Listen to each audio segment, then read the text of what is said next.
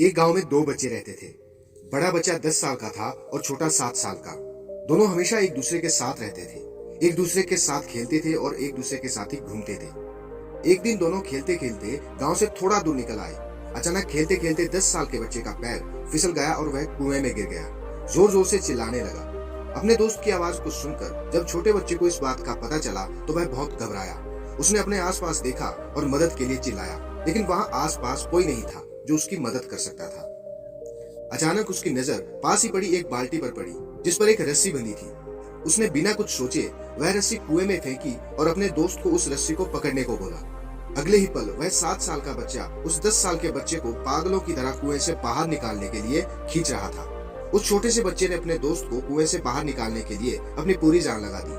आखिरकार वह बच्चा अपने दोस्त को बचाने में कामयाब हुआ और उसने अपने दोस्त को कुएं से बाहर निकाल लिया।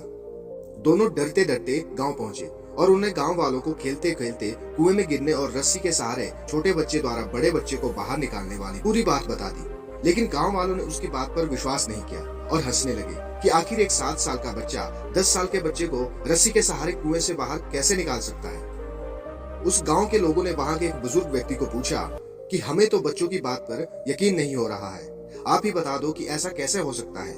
गांव वालों की बात सुनकर बुजुर्ग मुस्कुराए और बोले, सवाल ये नहीं है कि बच्चे ने ये कैसे किया, सवाल ये है कि वो ऐसे कैसे कर पाया। और इसका सिर्फ एक ही जवाब है कि जिस वक्त वह बच्चा यह कर रहा था उस वक्त उसको यह बताने वाला वहां पर कोई नहीं था कि तू ये नहीं कर सकता है। जीवन में कई बार हम किसी काम को करना सिर्फ इसलिए छोड़ देते हैं क्योंकि कोई दूसरा हमें यह कह देता है कि तुम इस काम को नहीं कर सकते हो। हमारा मन इस बात को मान लेता है और हम उस काम को करने की कोशिश ही नहीं करते हैं। सिर्फ दूसरों के कहने मात्र से अपने जीवन के लक्ष्यों को बदलना असफलता का पहला कदम है।